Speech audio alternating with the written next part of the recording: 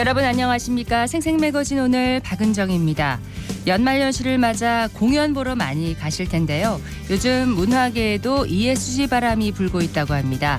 ESG 경영이란 기업이 지속가능한 성장을 위해 환경보호에 앞장서고 사회적 약자에 대한 지원 등 사회공헌 활동을 펼치며 법과 윤리를 철저히 준수하는 것을 의미하죠. 대구시와 대구문화예술진흥원은 올해 내추럴 대구 프로젝트 등 자연 친화적인 관광 사업과 관광 소외계층을 위한 특별 투어 등을 진행했고요. 지역 문화기관과 공연계에서도 종이 사용을 줄이고 재생 종이를 사용하는 등 환경사랑 실천에 앞장서고 있다고 합니다. ESG 경영은 소비자가 기업에 요구하는 새로운 기준이자 글로벌 시장의 필수 전략이 되고 있어서 지역 기업들도 ESG 경영 도입에 나서고 있는데요. 보다 많은 기업과 기관들이 ESG 경영을 실천해서 지역 경제는 물론이고 지역사회 수준을 한 단계 더 높였으면 하는 바람입니다. 12월 26일 화요일 생생매거진 오늘입니다. 먼저 안동과 포항 울릉 연결해서 그곳의 소식과 날씨 듣겠습니다. 안동입니다. 성탄절 연휴가 끝나고 추위가 많이 누그러졌습니다. 낮 기온은 안동 8도로 대부분 지역에서 영상권 예상되고요. 당분간 큰 추위 없이 평년 이맘때 기온이 이어질 전망입니다. 한편 추위가 물러가니 대기가 많이 건조한데요. 특히 바람도 강하게 불면서 화재 위험도 커지고 있습니다. 건조특보까지 발효 중인 만큼 각별히 주의해 주시길 바랍니다. 소멸 위기에 직면한 봉화군과 영양군이 이번 주 예정된 정부의 양수발전소 최종 후보지 발표를 앞두고 마지막까지 뜨거운 유치 열기를 이어가고 있습니다. 먼저 봉화군이 봉화 소천면 두읍리와 남해룡리 일대 유치하려는 발전소는 상부와 하부댐을 조성할 수 있는 지형이 우수한데요. 또 과거 걸림돌로 작용한 부분도 해소돼서 양수발전소 개발에 적합해졌다는 평을 받고 있습니다. 군은 사업 예정진의 사유지는 사망자와 거주 불명자를 제외한 100% 승낙서를 확보했고 군의회는 유치 동의안을 채택하는 조례도 제정했습니다. 봉화군은 양수발전소 주변 환경을 활용한 새로운 관광자원 개발과 더불어 산불 진화용 수원지 확보에도 이점으로 작용할 걸로 보고 있습니다. 한편 영양군도 지난주 최종 양수발전소 유치기원 릴레이 캠페인을 마지막으로 모든 활동을 마무리했습니다. 양수발전소가 들어서면 6,000명 이상 고용 효과와 1조 원 이상 생산 유발 효과가 기대되는데요. 지역 경제 활성화를 이끌고 소멸 위기를 맞은 시군들을 살릴 수 있는 최대 기회가 될 전망입니다. 지금까지 안동이었습니다. 이어서 포항입니다. 한파가 물러가고 기온이 제자리를 찾았습니다. 오늘 한낮 기온 9도까지 오르면서 평년 수준과 비슷하겠는데요. 남은 한 주 동안 큰 추위는 없겠고 주말에 또다시 눈비 소식이 있습니다. 현재 건조주의보가 발효 중인 동해안을 중심으로는 대기가 매우 건조합니다. 바람도 약간 강하게 불면서 작은 불씨가 큰 불로 이어질 수 있으니까요. 산불 등 화재 예방에 계속해서 유의하셔야겠습니다. 경주시가 토종개 동경이를 연구하고 훈련시키는 보금자리를 마련했습니다. 건천읍 대곡리 일대에 동경이 생활공간과 운동장을 준공했는데요. 문화재 시민위원들의 의견을 반영해서 만들었고 앞으로 동경이 보금자리는 물론 연구 훈련장으로 이용됩니다. 동경이는 전남 진도군 진돗개와 경북 경산시 삽살개에 이어 2012년 한국 토종개로는 세 번째로 천연기념물에 지정됐는데요. 이후 경주시는 동경이의 안정적인 사육 환경이 필요하다고 판단하고 문화재청에 국비 지원을 요청해서 이번에 보금자리를 마련했습니다. 꼬리가 없거나 짧고 성격이 온순한 게 특징인 동경이는 고려시대 경주의 옛 지명인 동경에서 유래됐는데요. 신라 고분에서 나온 토우에도 등장해서 신라시대부터 경주에서 자랐다고 전해지고 있습니다. 경주시는 이번 보금자리 준공을 계기로 앞으로 동경이의 혈통과 품종 관리에 힘쓰고 시민과의 친화력도 높이겠다고 밝혔습니다. 지금까지 포항이었습니다. 이어서 울릉입니다. 울릉도와 독도는 강풍주의보가 발효 중입니다. 오후부터 순간풍속 초속 15m 이상의 강한 바람이 부는 곳도 있겠는데요. 이 특보는 오늘 밤 사이에 해제될 전망입니다. 동해중부 안쪽 먼바다에 풍랑주의보가 발효 중인 가운데 남서풍이 불며 바다의 물결은 1.5에서 4m까지 매우 높게 일겠고요. 내일은 북동풍이 불며 1에서 2.5m로 비교적 높게 일 전망입니다. 기상 악화로 인해 운항 시간이 변경된 일부 여객선이 있습니다. 자세한 사항은 선사별로 확인하시기 바랍니다. 울릉군 농업기술센터가 12월 22일 경북 농업기술원에서 개최된 2023년 농업연구성과 공유대회에서 경북도지사로부터 연구협력기관 부문 우수기관상을 수상했다고 밝혔습니다. 이번 농업연구성과 공유대회는 경북 농업 대전환 성공을 위해 22개 시군 농업기술센터에서 개발한 주요 농업기술 개발 성과물을 대상으로 평가했는데요. 울릉군 농업기술센터는 K식품 개발 분야에서 경북 농업기술원과 공동 개발한 마가목 와인, 물 엉겅퀴 해장국 간편 건조 블럭에 대해 경북 농업기술원과 공동 특허 출원 신청 등록 중에 있어 산업과 기반 구축 개발 협력에 기여한 점을 높이 평가받았습니다. 울릉군은 이번 시제품 개발 및 특허 관련 수상과 관련해 농업의 6차 산업으로 지향해 농업 농촌의 부가가치를 높일 수 있는 새로운 수익 모델과 일자리 창출의 첫걸음이라고 밝혔으며 앞으로 농산물 가공지원센터를 통한 농식품 가공 등 농촌 지원 사업을 확대 보급해 나가겠다고 말했습니다. 지금까지 울릉이었습니다.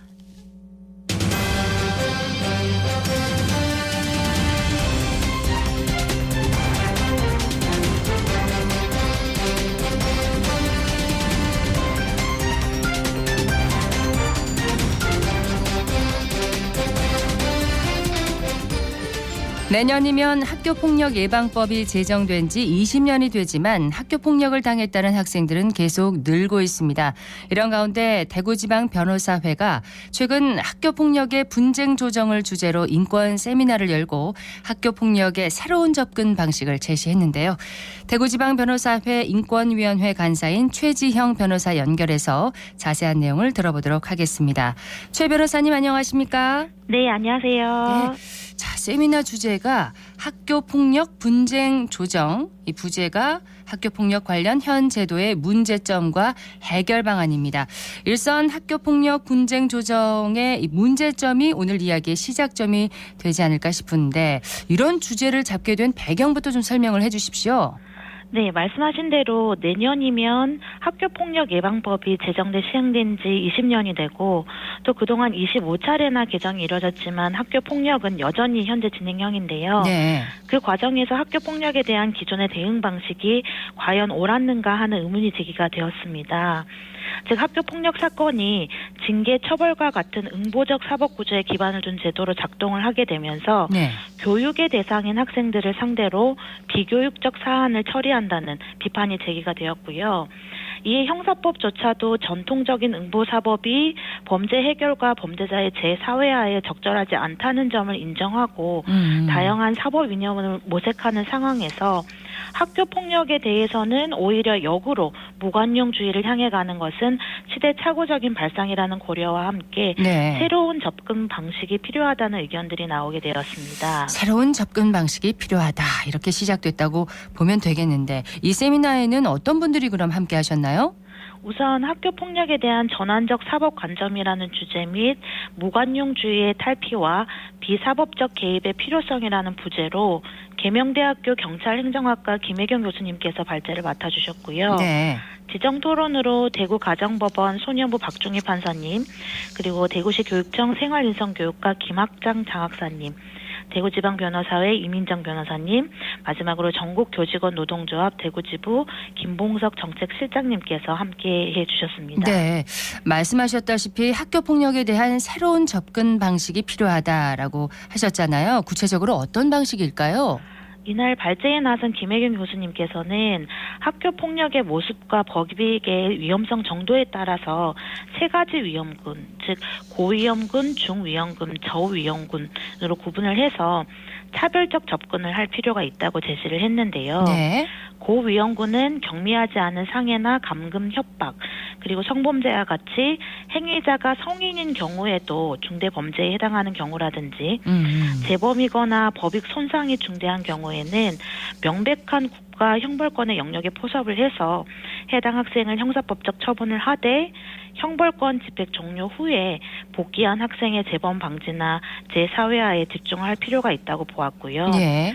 중위험군은 외형상 범죄 행위로 분류가 되지만 초범이거나 그 법익 피해 정도가 경미한 경우에는 교육 정책의 영역으로 봐서 교육기관 내 지정기관에 의한 판단에 의해 자체 내 해결 또는 소년부 송치 여부가 결정되어야 한다고 했습니다. 그리고 마지막으로 저위험군은 범죄 행위가 아닌 일탈 행위로 이는 완전한 교육 정책의 영역이라고 봐서 교육의 일환으로 공적 개입과 비개입 여부에 대한 학교 내 자체 판단권 및 그 판단에 따른 힘을 부여해야 한다고 했습니다. 예. 고위험군은 직접 개입을 통해서 형사적, 사법적 처분을 하되 나머지 사안 그러니까 중위험군이나 마지막으로 또 저위험군은 다르게 이제 접근을 해야 된다는 얘기잖아요. 예, 지역사회와 공동체를 통한 해결 가능성을 찾는 것이 바람직하다. 이런 의견인 것 같습니다. 여기서 말하는 지역사회와 공동체를 통한 바람직한 해결은 구체적으로 어떤 걸 의미하는 건가요?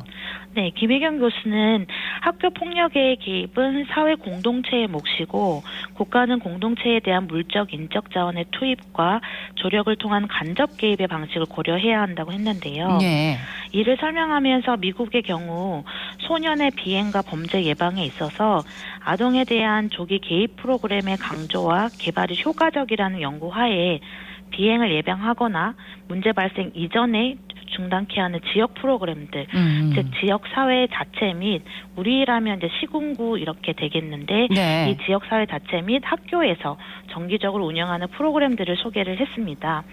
예를 들어 FINS라고 해서 보호가 필요한 아동 및 가정에 대한 프로그램으로 학교나 관련 기관으로부터 보호 대상 아동에 대한 접수를 받아서 해당 아동에 대한 위험 선별을 포함한 모든 정보를 이제 가족이나 학교 등으로부터 수집한 후에 네. 6개월 정도의 가족 지원 계획을 실행한 이후에 사건을 종결한다든지 가족 지원 계획 기간을 연장한다든지 아니면 법원에 회부하도록 하는 프로그램을 소개를 했습니다.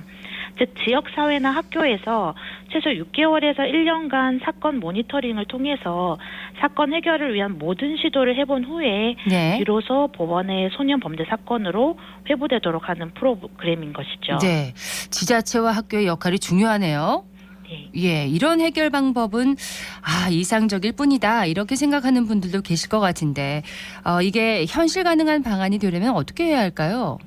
네, 우리 학교폭력 예방법에 따르면 학교의 장은 학교폭력 사태를 인지를 하면 지체 없이 전담기구나 소속 교원으로 하여금 가해 및 피해 사실 여부를 확인하도록 하고 해당 사안이 학교장 자체 해결의 요건을 갖추고 있고 피해 학생 측이 동의를 하면 학교장 자체 해결로서 사안을 마무리하게 되는데요. 네. 즉 학교가 학생들을 책임지고 활동하는 현장이고 학생들 개개인의 성향을 가장 정확하게 판단을 해서 아이들이 회복적인 관점에서 서로 갈등을 풀어나갈 수 있는 마지막 관문이라는 점에서 분쟁의 종국적 해결을 학교의 장이 자체적으로 해결할 수 있도록 폭넓은 재량권을 주고 그 과정에서 화해와 회복을 위한 여러 프로그램들을 시도해보는 것이 아이들에게는 더욱 교육적이고 타당할 수 있다는 것입니다. 네. 조금 전에 학교 폭력에 대한 학교장의 자체 해결 요건이라고 하셨는데 이 요건은 그럼 어떤 걸 말하는 건가요? 네, 피해 학생 및 그 보호자가 학교폭력 심의위원회를 개최를 이제 원하지 않는 사안으로서 2주 이상의 신체적 정신적 치료가 필요한 진단서를 발급받지 않은 경우, 예. 그리고 재산상 피해가 없거나 즉각 복구된 경우, 학교폭력이 지속적이지 않은 경우, 마지막으로 학교폭력에 대한 신고 진술 자료 제공 등에 대한 보복행위가 아닌 경우여야 하는데요. 문제는 이 요건들이 어느 하나만 갖추면 되는 또는 조건이 아니고 모두 갖춰야 하는 조건들이어서 학교장에 의해 해결되기보다는 학교폭력심의위원회의 개최로 이어지는 경우가 많이 있습니다. 네. 따라서 이 요건들을 모두 갖춰야 하는 요건이 아니라 어느 하나라도 갖추면 되는 요건으로 바꿔야 한다는 의견도 강한 설득력을 얻었습니다. 학교 폭력을 보다 교육적으로 해결하기 위해서 어떤 방안이 또 필요할까요? 전문가들도 의견을 주셨을 것 같은데요. 네, 박중희 대구 가정법원 소년부 판사님께서는 법원 문턱을 넘은 학교폭력 사건들을 접하면서 학교폭력 사건 발생 초기에 적절한 사과를 할 수 있도록 조력하는 절차를 제도적으로 마련하는 것이 필요하다는 의견을 주셨는데요. 네. 즉 학교폭력으로 법원까지 오는 사건은 소수지만 해당 사건들은 대부분 1년 이상 시간이 흘러도 당사자들이 감정적으로 여전히 격앙된 상태가 많고 이는 대체로 진심 어린 사과의 부재에 기인한다고 말씀을 하셨습니다. 이어서 사건 초기 피해자와 가해자 간의 접촉이 갈등을 키우는 경우가 많은데 세부적인 사항을 조율할 역량을 갖춘 전문가가 잘못을 구체적이고 명확히 깨닫게 하고 또 사과 방식과 태도를 조언을 하면 법원 문턱을 넘는 경우도 줄어들 것이라고 했는데요. 네. 사실 이러한 접근 방식은 가정법원에서 이혼 사건이나 면접교섭 사건 등에서 이미 시행하고 있는 제도인데 이를 참조해서 현재 학교폭력 처리 과정에서 관계회복 프로그램의 일환으로 적절한 사과를 위한 절차에 좀 더 초점을 맞출 필요가 있다고 했습니다. 네. 뭐 적절하고 진심 어린 사과를 할 수 있는 기회를 사과를 할 수 있는 기회를 좀 줘야 된다는 건데 지금은 학교에서 사과나 관계 회복을 돕는 그런 프로그램이 없나요? 있기는 한데 의무사항이 아닌 선택사항이고요. 특히 관련 학생과 보호자 동의가 원칙이다 보니 이미 갈등이 발생한 학생들의 참여가 높지 않아서 잘 시행되고 있지는 않습니다. 네. 따라서 학교 현장의 관계회복 프로그램을 활성화하기 위해서는 대화 모임 등 이러한 관계회복 프로그램을 의무화하는 보완이 필요하다는 의견도 제시가 되었습니다. 이때 분명히 이제 또 전문가도 있어야 되고요. 네. 예. 자, 피해자와 가해자로 구분하는 것도 제고해야 한다 이런 지적이 나왔다고 하는데 이 부분에 대한 설명도 좀 해주시죠. 네, 사실 학교폭력 문제에 얽힌 학생들 중에는 피해자와 가해자로 구분하기 자체가 어려운 경우가 많이 있습니다. 네. 예컨대 무리의 학생들이 함께 놀다가 A 학생이 따돌림을 당했다고 피해자로서 신고를 했는데 얼마 지나지 않아 같은 무리의 B 학생이 이번엔 피해자, A 학생은 가해자 이렇게 신고가 되는 경우도 있고요. 오히려 친한 경우에 서로 간 사소한 오해나 다툼으로 학교폭력으로 신고되는 경우가 적지 않습니다. 네. 뿐만 아니라 특히 위기 계층이거나 방임 가정 그리고 권위적인 가정 속에서 성장한 학생일수록 학교폭력에 더 내몰리는 경우가 많은데요.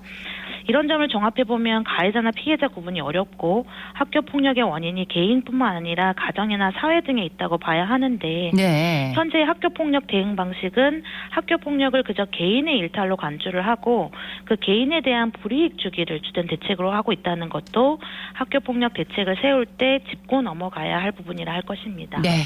학교폭력에 대해서 이제 국가 형벌권의 개입을 최소화하고 공동체 중심의 해결에 좀 머리를 맞대야 한다. 이런 내용을 설명을 쭉 해주셨는데 끝으로 덧붙이고 싶은 말씀이 있다면요.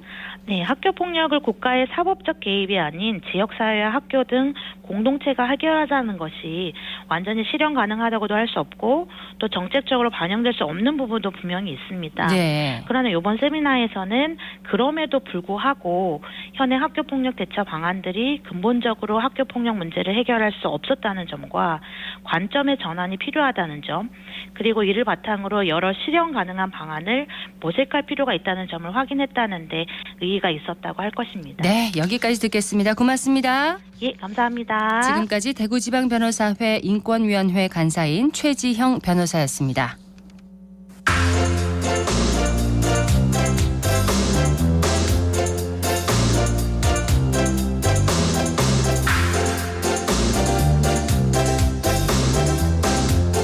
(11시 23분) 지났습니다. 전국 대표 야시장의 명성을 이어가고 있는 곳에서 크리스마스를 맞아 특별한 행사가 진행됐습니다. 현장에 배아현 리포터가 다녀왔죠? 네, 저는 지난 주말 대구시와 대구전통시장진흥재단이 진행하는 서문 칠성야시장 크리스마스 특별 행사에 다녀왔습니다. 서문야시장과 칠성야시장은 올해 문화체육관광부와 한국관광공사에 대한민국 밤밤곡곡 100선에 선정된 곳인데요. 네. 그 명성에 맞게 추운 날씨에도 야시장은 방문한 사람들로 가득했습니다. 현장의 소리와 함께 행사 관계자들의 이야기 들어보시죠.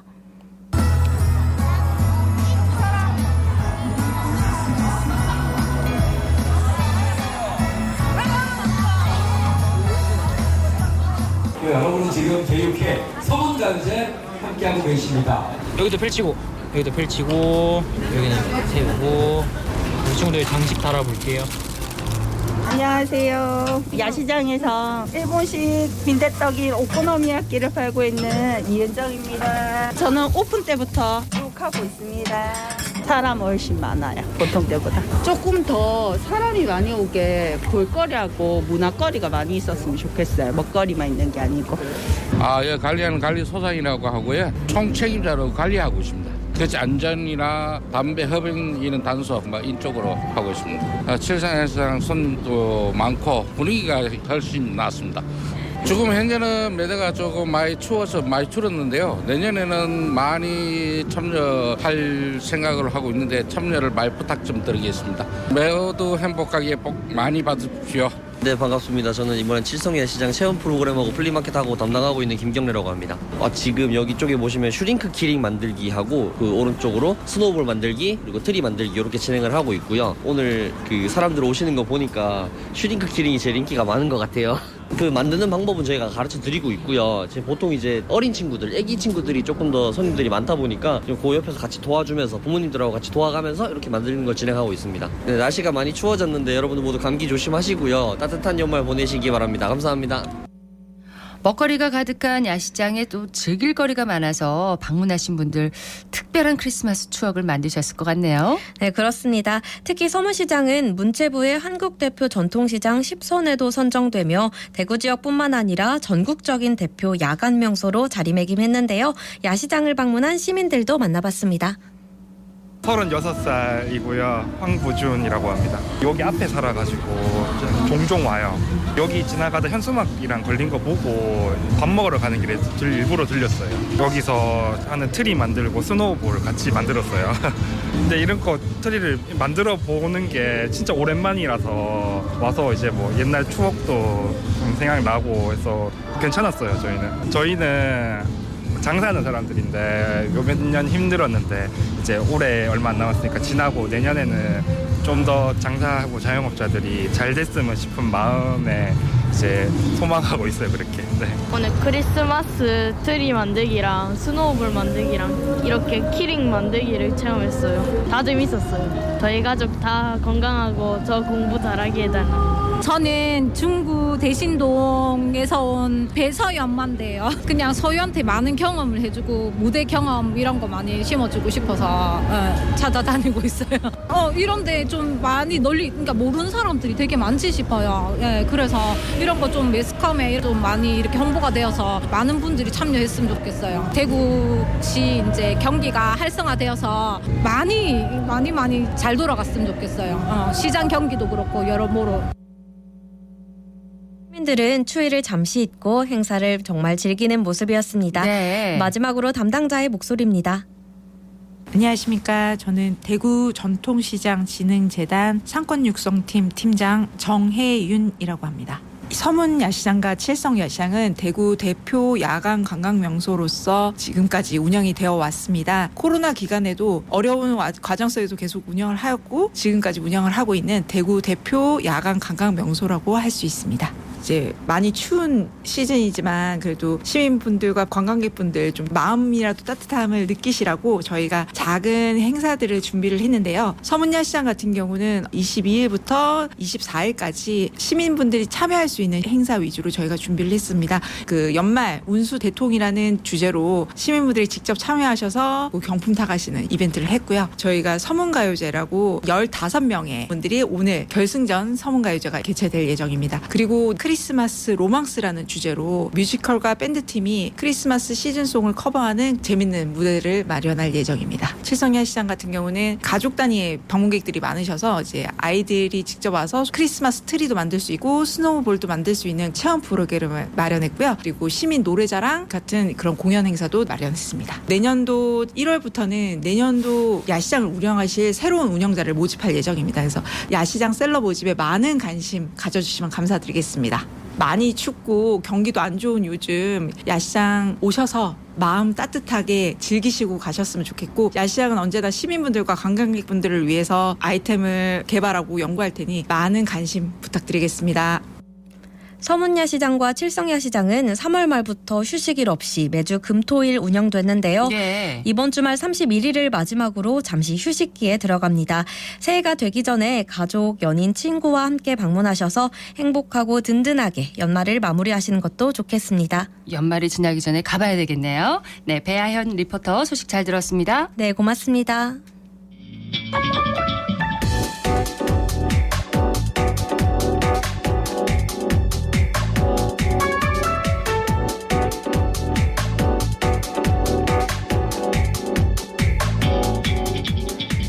묻고 듣고 생각과 마음을 나누는 방송. 지금 여러분께서는 대구 경북을 보고 듣는 생생 매거진 오늘을 함께하고 계십니다.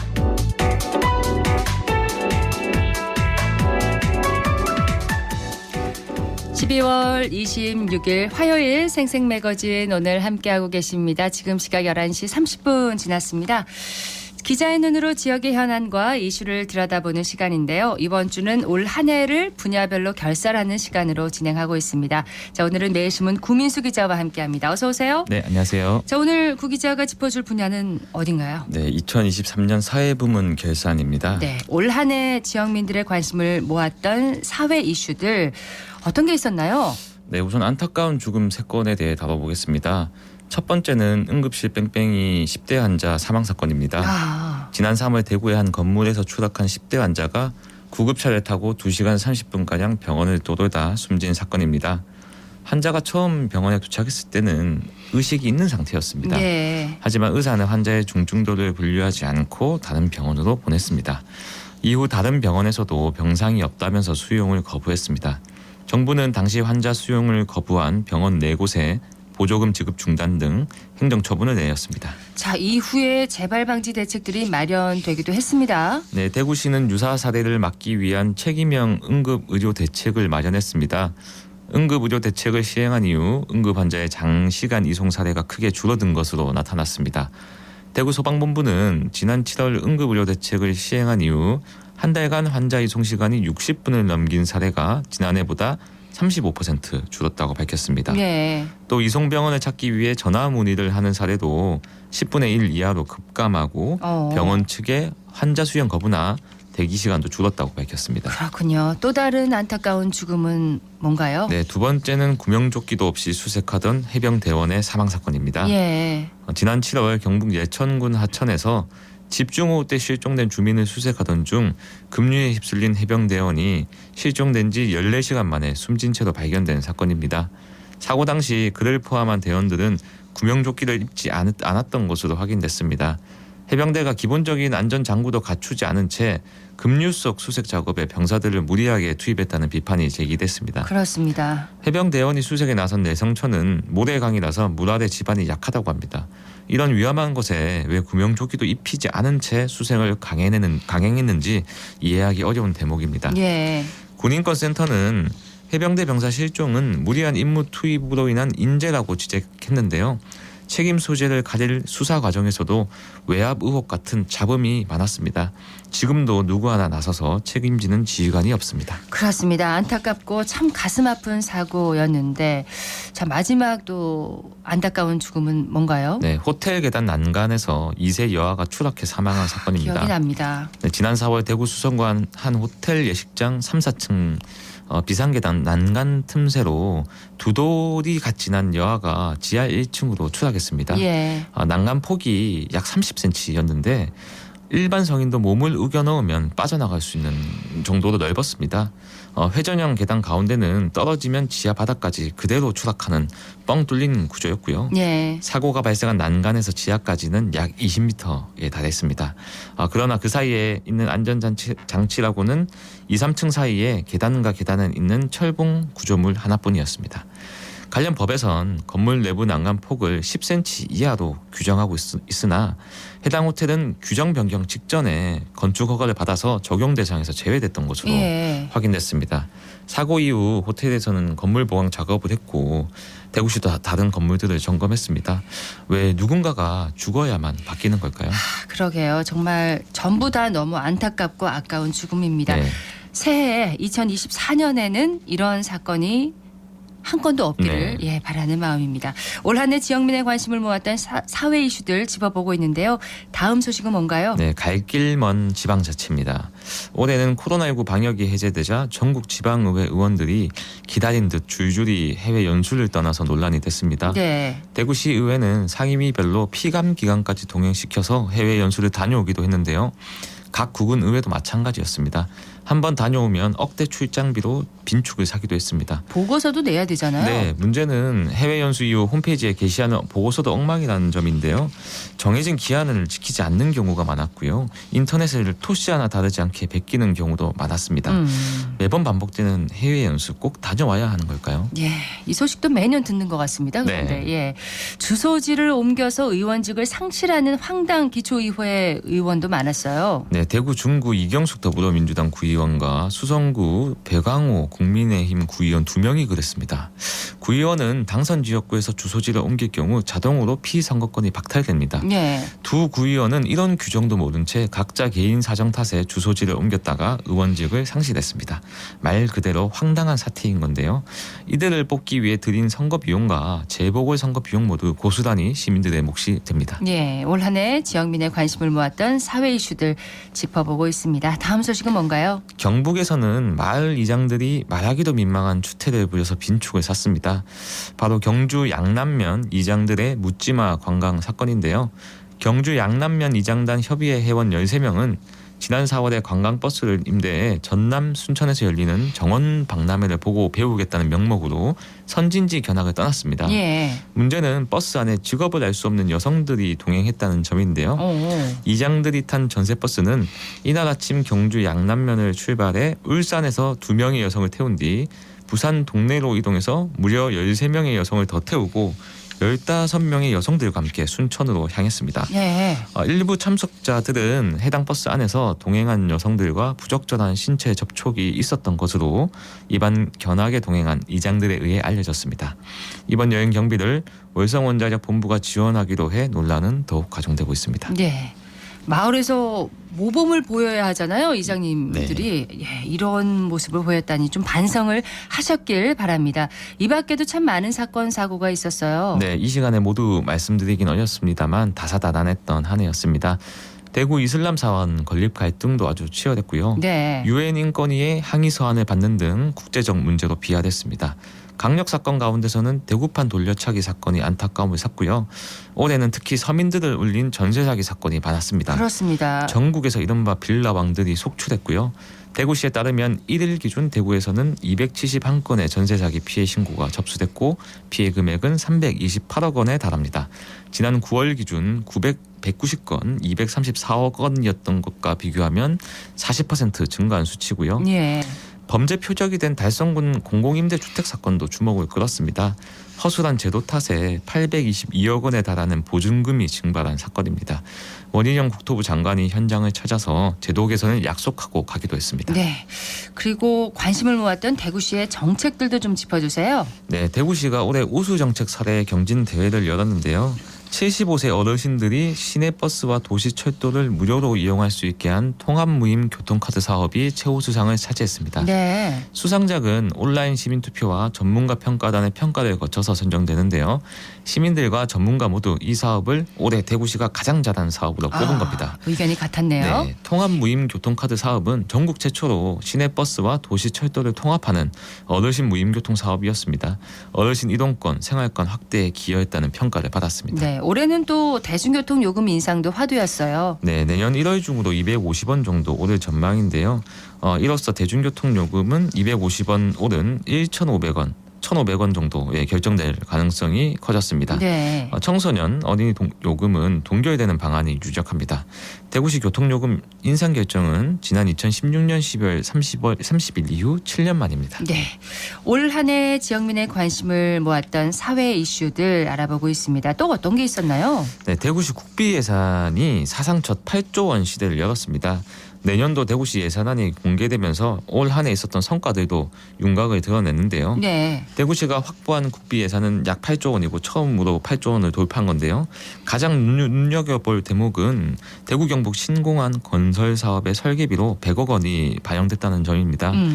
이에 따라서 신공항 건설 사업에 본격적인 시동이 걸릴 것으로 보이고요. 네. 또 낙동강 치수원 다변화 사업의 연구 영역비로 1억 원이 반영됐습니다. 먹는 물 문제 해결을 위한 실마리가 풀릴 전망입니다. 또 지난 4월 1일이죠. 윤석열 대통령이 서문시장을 찾았을 때 건의했던 국립구국운동 기념관 건립에도 정신호가 켜졌습니다. 네, 대구시 국비 예산이 사상 첫 8조 원 시대를 맞았다는 것도 사회 이슈가 됐습니다. 네. 기대되는 인프라 사업도 상당하죠? 네, 우선 대구 산업선 철도 건설 사업에 2,400억 원이 포함됐습니다. 네, 대구권 광역철도 사업에도 172억 원이 배정됐고요. 조야에서 동명을 잇는 광역도로 건설에 200억 원이 투입되고요. 네. 다사와 외관을 잇는 광역도로 건설에도 100억 원이 반영됐습니다. 물류 수송의 효율성을 높일 수 있게 됐고요. 그리고 가장 기대를 모았던 도시철도 4호선 엑스코선 건설 관련 예산도 138억 원 포함됐습니다. 네. 상하로 입체화 사업에도 300억 원의 예산이 반영되면서 시민들의 이동 편의 향상을 위한 사업에도 속도가 붙을 전망입니다. 네. 새해에는 좀 좋은 소식들을 많이 전할 수 있었으면 합니다. 맞습니다. 이 강력 사건이 특히 좀 많이 줄었으면 좋겠고요. 그렇습니다. 네, 어제 또 서울에서 안타까운 화재 사건 때문에 많은 희생이 있었는데 네. 불조심도 해야 될 것 같습니다. 그렇습니다. 연말 결산 지역민의 관심을 모았던 사회 이슈들 전해드렸습니다.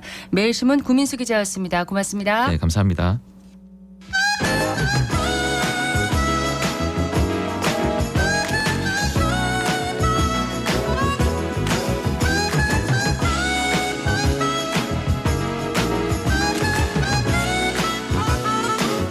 (11시 41분) 지났습니다. 올해 금융시장은 고금리 기조와 함께 지정학적 위험 요인 등으로 다사다난했던 한 해였습니다. 다양한 이슈가 있었던 2023년 금융시장을 키워드로 간추려보고요. 내년도 유망자산, 유망지역을 살펴보도록 하겠습니다. 전미영 디지털 자산관리 전문가 함께하셨습니다. 어서 오세요. 네, 안녕하세요. 올해 마지막 주입니다. 예, 올해 금융시장을 키워드로 정리를 한다면 어떻게 정리를 할 수 있을까요? 네, 올해 2023년 금융시장 고금리 기조와 함께 지정학적 리스크들이 부각되면서 굉장히 다사다난한 한 해였습니다. 네. 23년을 요약하면은 4가지 키워드 정도로 설명할 수 있겠는데요. 바로 이제 첫 번째가 우리가 가장 고통스러웠던 금리 인상이죠. 두 번째가 공급망 재편. 그다음 세 번째가 우리가 지금 AI 혁명이라고 하는 AI. 네. 그다음 네 번째가 경기 침체 우려입니다. 그래서 이 첫 번째 키워드 금리 인상 우리가 굉장히 고통스러웠던 한 해였는데요. 네. 미국 같은 경우는 코로나 이후로 인플레이션 해소를 위해서 연속적인 금리 인상을 했고요. 저희도 4번 이상 금리 인상을 단행했었죠. 이 영향으로 국내 이제 민간 소비와 설비 투자가 굉장히 줄어들면서 경제 둔화에 대한 우려가 깊어졌는데요.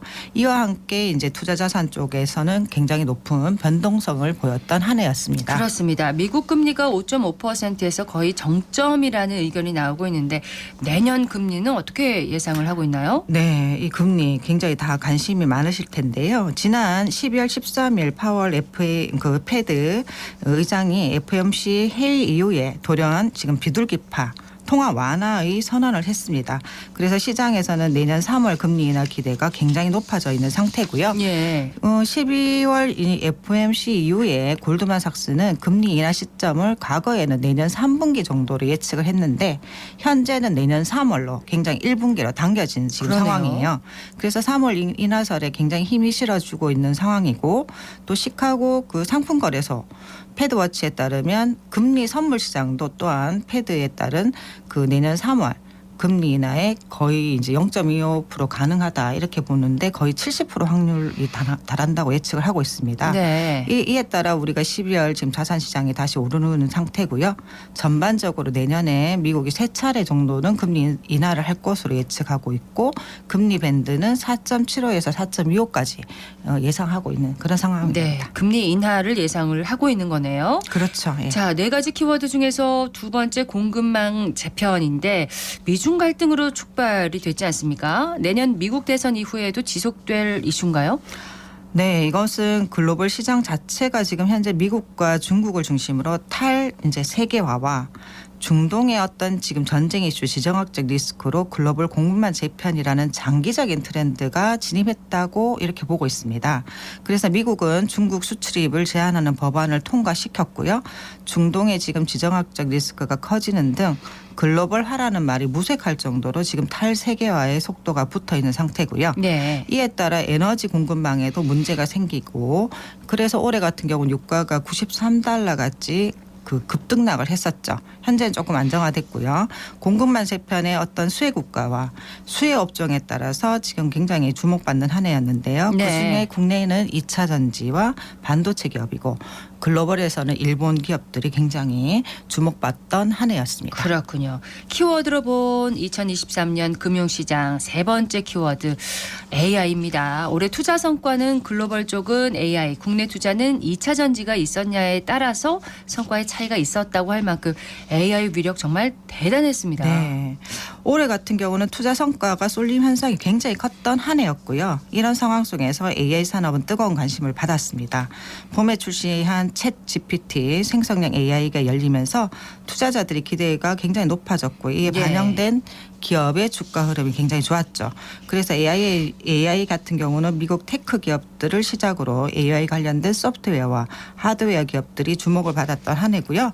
내년 역시 이 분야는 성장성이 굉장히 높은 산업으로 눈여겨봐야 할 그 성장 종목으로 보고 있고요. 네. 국내 경기 또한 내수는 고금리 기조가 지속됨에 따라서 민간 소비와 우리가 설비 투자가 부진은 했지만 앞으로 경제가 약해지면 자산시장은 변동성이 커지는 경향이 있지만 반도체 업황이 어느 정도 바닥을 지났지 않았냐 이렇게 보고 있는 상황입니다. 자, 마지막 키워드 경제 둔화입니다.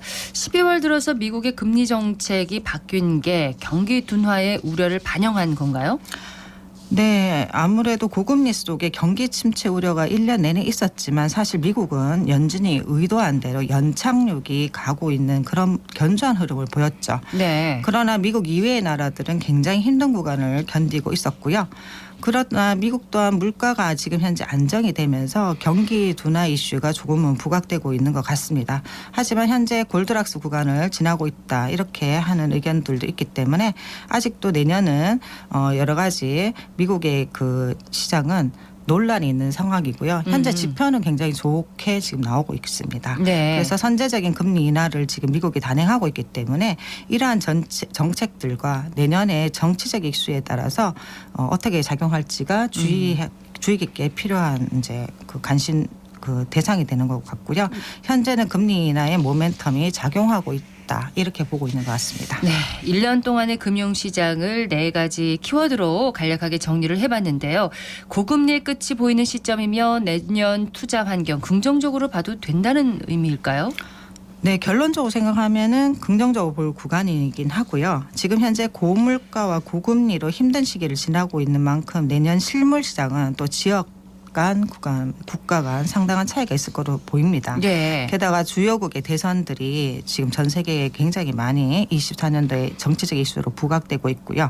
그래서 지금 보통 우리가 주식시장에서의 강세장이냐 약세장이냐는 것은 보통 직전 2년 고점 대비해서 15% 이상 하락하면 우리가 약세장 베어마켓에 들어갔다고 판단하고요.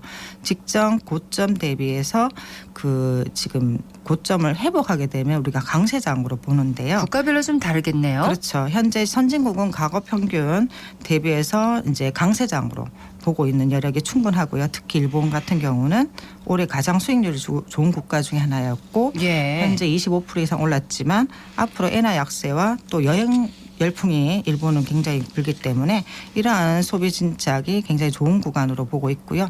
반면에 신흥국은 약세장 국면을 통과하고 있는데 앞으로 중국의 모습에 따라서 달라질 수 있다 이렇게 보고 있습니다. 네, 신흥국들은 그럼 내년 어떻게 전망을 할 수 있나요? 네, 지금 신흥국은 여러 가지 지표상 그 일부 개선되고는 있다고 보고 있는데요. 여기 또한 국가별 차별화가 이제 있다고 볼 수 있고 현재는 중립적인 의견을 많이 나오고 있어요. 그렇지만 그 위험 선호 지표의 혼조세와 중요한 것이 아시아 쪽에서는 한국과 중국의 경기인데요. 네. 중국의 경기 지표 개선이 어떻게 되느냐에 따라서 신흥국의 매력도가 상승할 것으로 판단합니다. 올해 가장 뜨거운 미국 경제에서 테크주들은 고평가 논란도 있었습니다. 미국 주식 투자 여전히 긍정적일까요? 네, 미국의 경우는 사실 밸류에이션 가격 부담이 있지만 모멘텀이나 성장성 측면에서는 상대적 우위가 지속되고 있습니다. 네. 그러니까 긍정적인 요인이 더 많다고 이렇게 보고 있고요. 미국의 주식 투자의 섹터별 선호도를 보면은 최선호 업종은 역시 테크주가 되겠습니다. 그래서 매력적인 그 가격은 아니지만 이 성장성과 모멘텀 측면에서 우위를 정하고 있기 때문에 이 테크주가 가장 강력한 지금 아마 내년도에 그 주목받을 섹터고요. 그 네. 외에도 가격적인 측면이나 이런 쪽에서 안정적인 측면에서 금융과 산업재가 이제 꼽고 있고요. 또한 헬스케어 경우도 이익 성장성이나 가격, 밸류에이션 쪽에서는 높은 점수를 얻기 때문에 이쪽 섹터에 로케이션을 좀 해보면 좋지 않냐 이런 의견들이 많습니다. 네. 그래서 최근에는 기술주에서 좀 저평가된 가치주로 자금이 이동하고 있긴 하지만 장기적인 성장 산업인 이 기술주는 지속적으로 관심을 가져줄 섹터라고 보고 있습니다. 예. 올해 개인 투자자들이 많이 투자를 한 채권 투자 전략은 내년도 좀 긍정적일까요? 네, 결론적으로 말씀드리면 지금 긍정적인 게 이미 반영하고 있습니다. 그 과거에 특히 22년도를 보시면 주식 채권 동반 하락에서 굉장히 채권을 갖고 있었지만 또 손실을 본 구간이 있었는데요. 네. 그때는 금리 인상기였고요. 24년도는 지금 현재 금리 인하기니까 사실 그 물가 둔화와 중앙은행들이 정책을 어떻게 하느냐에 따라 달라지지만 지금 금리 인하를 어쨌든 예시를 하고 있기 때문에 예. 이 주식과 채권의 적절한 자산 배분 전략을 가지면 굉장히 좋을 것 같은데요. 특히 우리가 일정 그 금리 인하라는 것은 우리가 투자 자산도 굉장히 그 가격이 오를 수 있는 여지도 있고 채권 같은 경우는 당연히 금리 인하일 때는 장기 채권들이 굉장히 지금 가격이 올라갈 수 있는데 네. 중요한 것은 이게 반응이 좀 빠르기 때문에 채권 가격은 조금 이미 반영이 되고 있다 이렇게 보시면 되고 주식이나 여타 이제 투자 자산 부동산 같은 경우는 지금 반영이 이제 순차적으로 시간차로 되겠죠. 그렇지만 지금은 여러 가지 기술 혁신이 일어나고 있는 상황이기 때문에 이 업종 간 굉장히 차별화가 되고 있기 때문에 네. 각 그 업종 섹터별로 이제 장점과 단점. 긍정적인 경우와 부정적인 것들을 다 체크해 보시고 투자는 하시는 게 좋을 것 같고요. 전반적으로 이제 채권 중에서는 하이힐드 채권들이 굉장히 투자 긍정적으로 보고 있는 상황이고요. 네.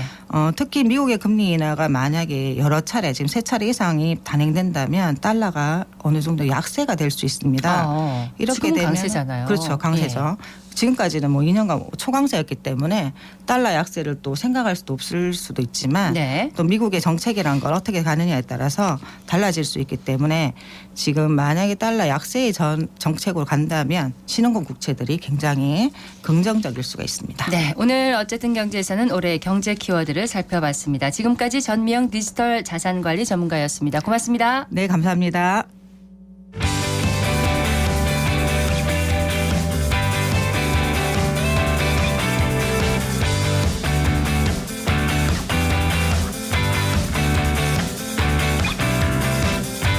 클릭 정보 클릭.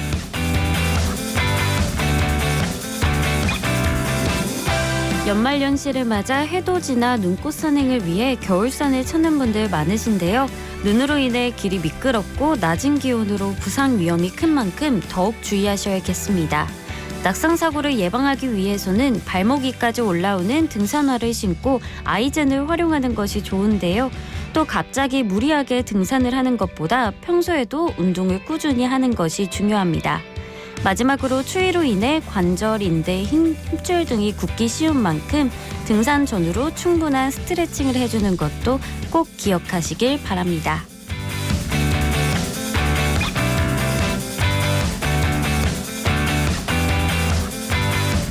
대구학생 예술 창작터가 내년 2월 29일까지 미디어아트 특별전을 엽니다. 이번 전시는 학생들의 상상력을 바탕으로 제작한 입체 작품과 미디어 기술을 결합해 진행하는데요. 오늘날 일상에서 사용하는 물건들이 미래의 바닷속에서 유물로 발견된다면을 주제로 스마트폰, 피아노, 자전거, 만화 캐릭터 등 일상에서 흔히 접하는 물건들을 유물로 재해석한 작품을 만나볼 수 있습니다. 300여 명의 초중고 학생들의 다채로운 상상력을 만나볼 수 있는 이번 전시 많은 관심 바랍니다.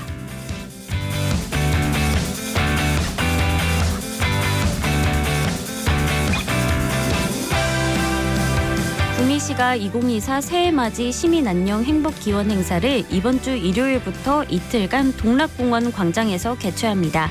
이번 행사는 마지막 날 새해를 맞이하는 기쁨을 함께 나누기 위해 매년 진행하고 있는데요. 올해는 인기 가수들의 공연과 새해 카운트다운, 불꽃쇼 등이 진행될 예정입니다. 또 잔디광장에서는 수원나무와 함께 다양한 먹거리 부스도 운영되는데요. 자세한 내용은 시청 누리집과 행사 공식 홍보 SNS를 통해 확인할 수 있습니다.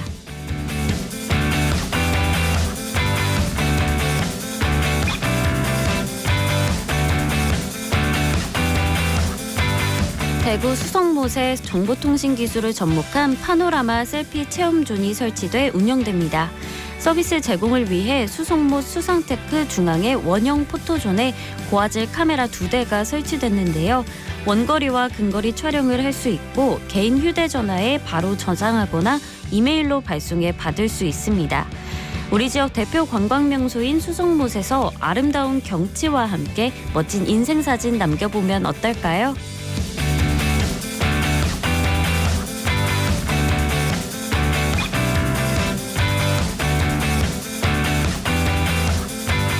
(2024년) 새해를 맞아 대구 월용산에서 2024 해맞이 행사가 열립니다. 대구는 오전 7시 36분에 첫 해가 관측될 것으로 예상되는데요.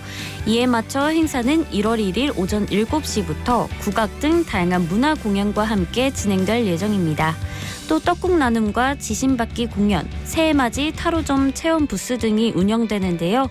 2024년 희망찬 출발을 위해 준비된 이번 행사에 많은 참여 바랍니다. 지금까지 클릭 정보 클립 박나영이었습니다.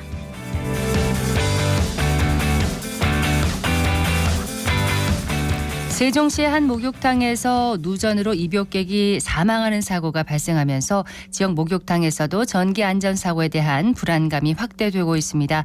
대구시는 한국목욕업중앙회 대구시 지회 측에 시설 점검을 철저히 해달라고 당부를 했다고 하는데요. 꼼꼼한 점검으로 안전사고 예방해야겠습니다. 오늘 대구 경북 지역 가끔 구름 많겠습니다. 낮 기온은 6도에서 10도 분포로 어제보다 4, 5도가량 높겠습니다. 생생매거진 오늘 준비한 순서 여기까지입니다. 박은정이었습니다. 고맙습니다.